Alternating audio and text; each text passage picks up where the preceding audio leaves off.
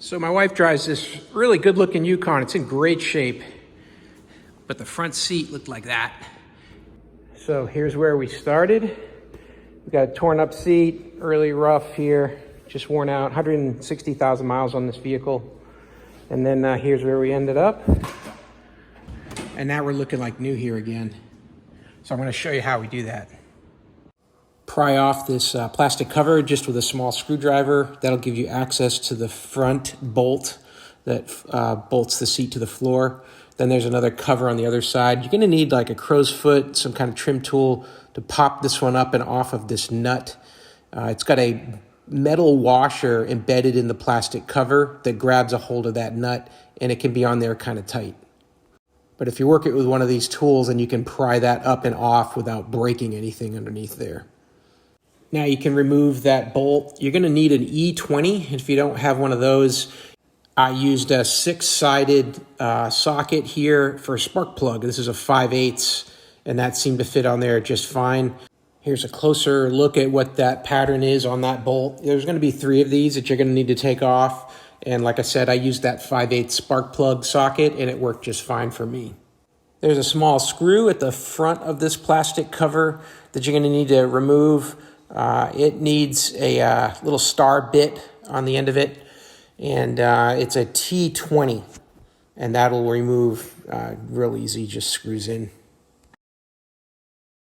Now you're going to want to move your seat all the way forward so you can get access to the floor bolts at the back of the seat. And you can start to pry this plastic cover off. You can see a couple connections here in the back and some metal clips. And then here's your seatbelt bolt. You can reach in here from the back and pop that cover off to give you access to that. Also, just if you push from the back, you can pop it in. So don't lose that cover. And looking in this hole here now, we can see the seatbelt bolt. And again, I'm going to use my 5/8 socket to remove that bolt. You're going to notice there's Loctite on this bolt. We're going to want to replace that. Now we can pull the seatbelt up and out of this plastic cover through this hole here and let it hang loose. The side panel that has the seat controls is not hard to take off, but there are several clips in here, so you're going to want to feel around for them. There's metal pieces that clip into metal on the frame of the seat, and they come out a little bit harder. And then there's just some like plastic on plastic as well. So be careful pulling that back, but that's really all you can do is just tug on it. And then the seatbelt, you can remove it from the plastic piece as well. I'll let that hang there. And we'll need those seat movement controls in place because we're gonna have to move the seat, so don't remove that yet. The 2 bolts that hold the seat down in the back are a little different. They are E14s. And luckily I did have one of these, so it's the same star bit type, but it has a size 14 in the back. And like I said, size 20 in the front and on the seat belt. And again, we're going to want to replace the Loctite that is also on these bolts in the back.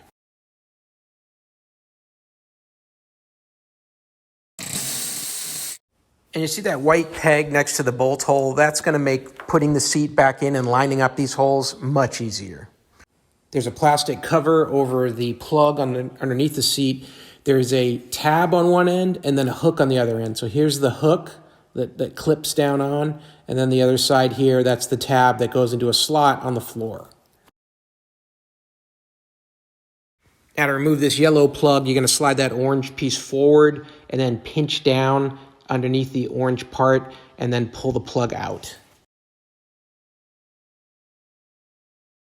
This large electrical plug has 2 tabs in the back. You want to squeeze it, release those tabs, and then with your finger, pull the blue lever back, and then that will release all the electrical plugs from being locked in place, just like this, and then it slides out.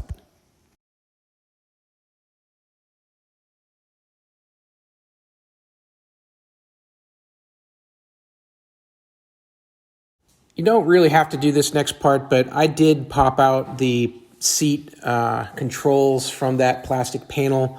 I just didn't want the whole panel dangling while I was working on the seat cover. But prying that out from behind isn't too bad. You want to use a screwdriver or some trim tool like this, and then that'll pop out the lumbar and the control that's in the back. Just be careful because there's a lot of plastic on plastic, and you don't want to damage the seat controls. This could be expensive.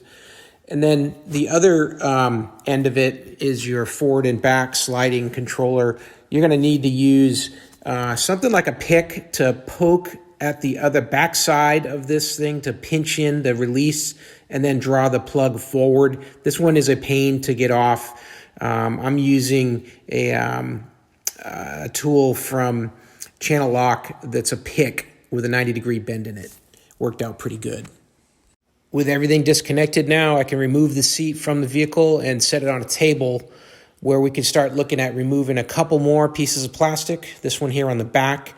It's got plastic connections on the right and left side, and then in the center there's two metal ones that connect into the seat body. So be careful with this. You can release them with a trim tool, but they have a lot of plastic on plastic, so you don't want to break it. I like using that crow's foot and then just prying it out. And then the two in the middle, it just pops straight out like that. Now, I'm going to try to show you under the seat where these clips are that you've got to release in order to remove the seat cover. So I'm going to shine the light up in here and then zoom in. And then you're going to see me come around with a screwdriver from the right side and push open this clip. And that's going to just release that side of the seat cover from underneath. So it's a two-sided clip here, and I'm pushing it off of the metal. And with that thing removed, we can then remove that whole flap on that side of the seat.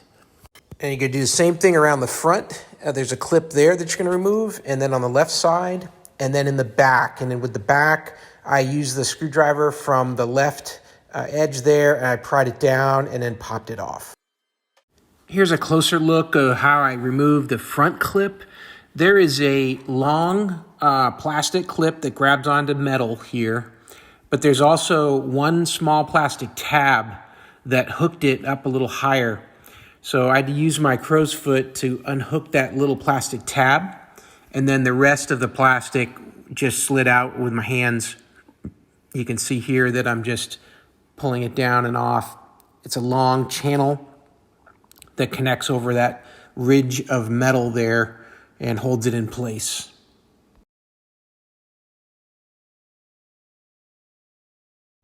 And here you can see that little tab that I used the crow's foot to pull it out.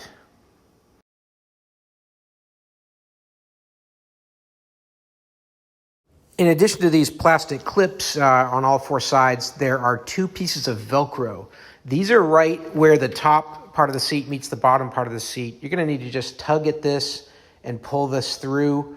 And basically by tugging on the seat cover, you're going to be able to lift it up and out. And there's that black Velcro that connects underneath the foam. Now you can start gently lifting the seat cover up from the sides, but don't pull it because right in here, this is important, there are little plastic clips embedded in the foam that grab on to a little plastic piece that comes off of the seat cover. The seat cover is effectively clicked into these little plastic clips that are baked into the foam there. So you'll need a trim tool or a screwdriver. I think I had the most luck with a screwdriver to open up these little clips so that you can let go of the seat cover. So they've got a little plastic shape, looks like this. It's just kind of a channel that grabs, and then you're going to poke your seat cover down in and it's going to clip, and it's going to make a snap and click right into place. So you're going to have on the side rows about 3 of these, and then in the middle there'll be about 2 of them that go left to right. So you're just going to want to work them slowly so you don't break the plastic and so you don't pull them out of the foam. Now, if 1 or 2 pull out, it's not a big deal. I had a couple of them pull out on me, and in the end, the seat still sits in the right spot just fine. But if they're all tore up, you may consider replacing your foam. But I don't think it's necessarily that big of a deal if a couple of them come out. So down the middle here, there's, like I said, 2 more. You're going to want to be careful of those. And that white part you see on top of my foam, that's the electric heating pad. These are heated seats with a cooled blower seats as well. So you're going to want to be careful of that thing. Mine had a lot of crud on it, so you're going to want to vacuum it off. So just keep working your way around, loosening up all those little clips, disconnecting the seat cover until you finally got the seat cover completely free of all the clips. Then you can just pull that piece off the back and slide it off. The next thing I'm going to do is I'm using a personal clothing steam cleaner. This is not a fancy commercial one. It only cost me about 25 bucks, but it puts out a lot of steam, really hot water coming out of there. You can see it boiling in the container. And what I'm doing with this is I'm fluffing up the foam. Over the years, your seat foam will get compacted and it'll get compressed. And when you hit it with this high pressure steam, it'll loosen it up and it'll blow back up again. So it's a little hard to tell in the video, but I could see it when I was doing the work that the seat would just get a little bit more inflated with the additional steam going into the foam. So this will make the seat cover fit better and it won't be loose when we start off and install it over this old foam. Now we're going to put the new seat cover on. And then I'm going to line up those clips for the middle and clip those 2 first. Then I'm going to switch over to the other sides and get those clipped in. There's 3 on each of those sides. And you'll hear them click when it goes in. And then I'll get the other side here and then wrap the cover over. And just start to tidy it up and start to tighten it up around the edges so that we can go underneath and install those plastic clips again that really tighten the whole seat down to the foam. Now, putting 3 sides of this seat down were pretty easy, but the back was really hard. So first I just tucked those Velcro tabs in using a plastic trim tool. And then just with my hand, I clipped the side clip in and just verified it with a screwdriver. But this one in the back, it took me forever. So I didn't have enough slack. The seat was down real tight from the front, and I just had to keep pulling on it to try to stretch it and give me a little bit more length. And then finally, right here, it clipped in, and I was really surprised it even did. And then I went back in with a screwdriver just to make sure it was nice and flush. And you can see here, I'll show you, I'm pointing to it with the orange tool. That's the white plastic clip that's nice and connected to the metal on the bottom of the seat. That's what I was trying to get. I can just tell you that's not going to be an easy one. It is really tight. And I was just about to put the seat back into the truck when I remembered there is a plastic cover that goes on the right side of the seat. So I laid it down on the floor here to put that plastic cover on. Don't forget that thing, it's easy to do.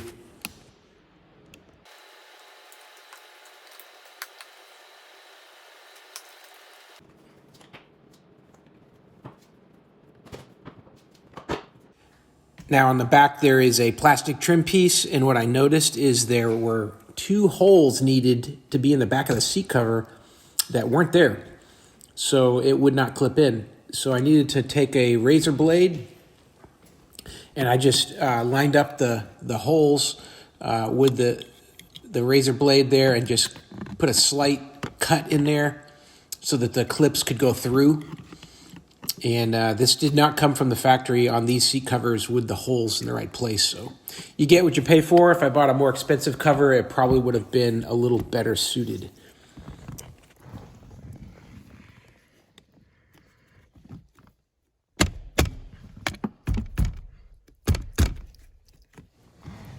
And also on this cover, you've got these 2 side pieces that have that plastic clip coming in from the right. And there's one on the bottom and one on the top here. And then there's this plastic piece that's going to need to clip right into that metal piece on the frame of the seat. So you got to line all 3 things up to make this work right.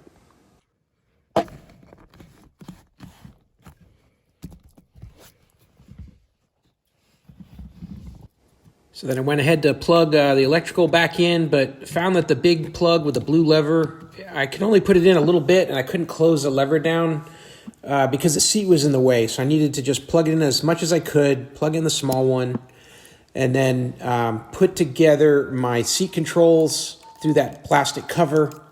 and then slide the seat forward so I could get it out of the way, and then go in there and latch down that electrical plug the way it's supposed to be done. The remaining install tasks are just the reverse of what you did to remove the seat. I put Loctite on all the bolts to bolt down to the floor.